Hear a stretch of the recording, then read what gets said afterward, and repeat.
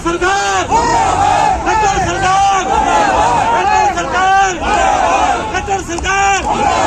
क्या मुख्य मांगे आपकी? ऐसे जी हम 35 दिन से लगातार यहाँ बैठे हैं, 36वां दिन है जी, और 36 दिन से हम लगातार बैठे हैं धरने पर जी। हमारा मांग यही है कि ये एक 2014 में मंजूर हुआ था जी खरीफ चैनल 2, और 2019 में इसका पैसा सैंक्शन हुआ था। दिगतानिया खरीफ चैनल का जो पैसा था 54 करोड़ 26 लाख था।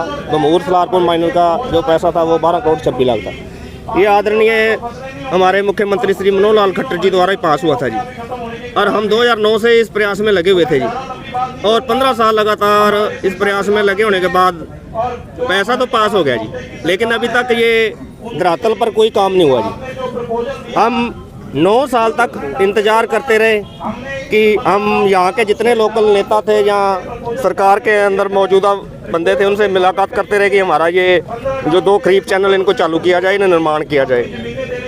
और हम लगातार 10 साल तक, चलो पहले तो हम 15 साल इसलिए कह रहे हैं, 5 साल तो पिछली सरकार थी तब भी हमारा नहीं हुआ, 15 साल इसलिए कह रहे हैं। 10 साल से तो लगातार बीजेपी की सरकार है, और बीजेपी की सरकार में आदरणीय मनोहर लाल खट्टर जी ने ये पैसा पास किया था जी, तो उनके द्वारा अभी तक 9 साल हो चुके हैं जी, 10वां साल पूरा होने वाला, अभी तक को पैसा नहीं लगाया गया।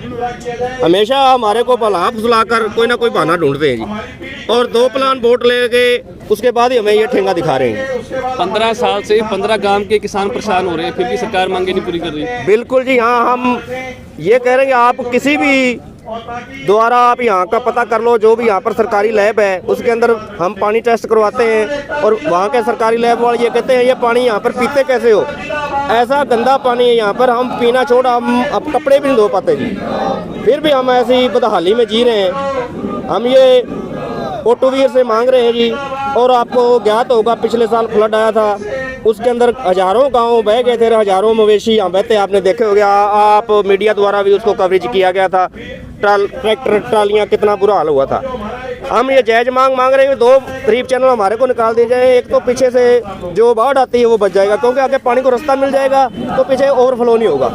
और दूसरा हम ये 15 गाँव हैं, जो 15 गाँव खेती के लायक हो जाएंगे, हमारे यहाँ फसलें हो जाएंगी, फसलें होंगी तो हमारी नस्लें हो जाएंगी। हम तो यहाँ पर ज़मीन बंजर हो रही है जी, हम तो यहाँ को प्लान करने के लिए तैयार हैं जी। पिछले दिनों चंडीगढ़ में विधायक गोपाल कांडा ने मुख्यमंत्री से मुलाकात भी की थी और आपकी मांगे भी उनके सामने रखी थी, और उसके बाद गोविंद कांडा भी आपसे मिलने आए थे। सर सबसे पहली बात तो हम किसी भी राजनीतिक पार्टी को यहाँ बैठने नहीं दे रहे थे, क्योंकि हमारा सबसे पहला यही एक ऐलान था कि यहाँ कोई राजनीतिक दल नहीं आएगा। क्यों नहीं आएगा इसका कारण ये 15 साल से हम राजनीतिक दलों के जितने घर दफ्तर है चक्कर काट के हमारी तो जुतियाँ घिस गई, जुतियाँ के बाद हमारे पैर भी घिस गए जी। इसलिए हमने कहा 15 साल हमने चक्कर काटे, हम आपसे कुछ नहीं हो, आप हमारे बीच में ना हो।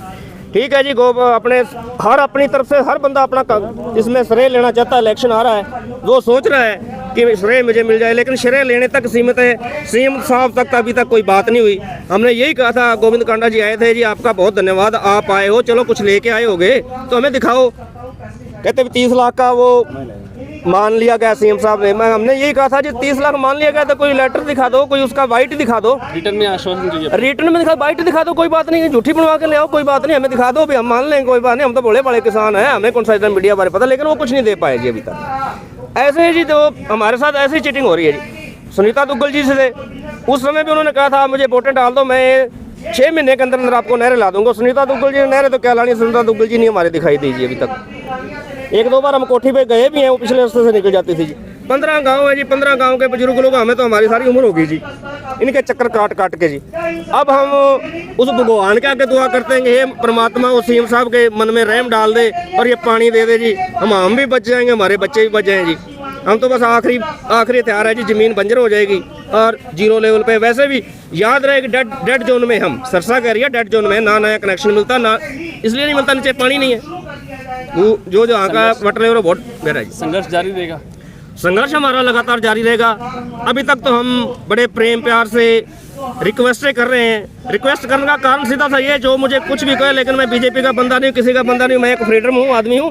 मैं ये कहता हूँ मौके की सरकार है, मौके की सरकार से मांगना चाहिए, और मांग रहे हैं बड़े प्रेम प्यार से, क्योंकि सरकार जो माँ होती है, माँ से हम मांग रहे हैं। और माँ को हम बड़ा बुला कह सकते हैं, जब याद हो आप ये बच्चे हो जब हमें भूख लगती है माँ को हम बुरा भी बोलते हैं, गालियाँ भी दे देते हैं, माँ बाप को भी लड़ लेते हैं, लेकिन बाद में हमें इकट्ठा तो होना पड़ता है ना। उस तरह हमारे कई अच्छे यहाँ पर वक्ता हैं, कामरेड साहब हैं और कुछ है, उनके द्वारा कई बार ऐसे शब्दों का इस्तेमाल किया जाता है, लेकिन वो मरते हुए करते हैं। जब हमें कोई चोटी कटेगा या चोट लगेगी, हाय की आवाज़ निकलेगी, ये हाय का दर्द है सीने में, जो वो दर्द निकलता है। ऐसी स्थिति में हम है जी। सर, आज ट्रैक्टर मार्च निकाला गया है। ट्रैक्टर मार्च ये बड़े शांतिपूर्वक बैठे थे। ये हम सरकार को ये दिखाना चाहते थे कि किसान, हमें भी ट्रैक्टर मार्च निकालना आता है। आज तक हम शांतिपूर्वक, आज हमारा ट्रैक्टर मार्च शांतिपूर्वक है। तो ऐसे है जी, हमें पानी ना मिले, ट्रैक्टर छोड़ के हमारे तो गुदड़े बिक जाएंगे जी। ट्रैक्टर तो बहुत दूर की बात है। आने वाले समय में तो हमारे पास ट्रैक्टर छोड़ के हमारे को साइकिल नहीं रहेगी, साइकिल के लायक भी नहीं रहेंगे जी हम तो। ट्रैक्टर मार्च ने दिखाया है भी, हमारी एकता को दिखाया गया कि हम एक हैं। लोगों को ये गलतफहमी थी भी ये एक नहीं है, 15 गांव है, जितने बंदों को इकट्ठा करना बड़ा औखा, लेकिन आपने आप देख लिया है मीडिया के माध्यम से।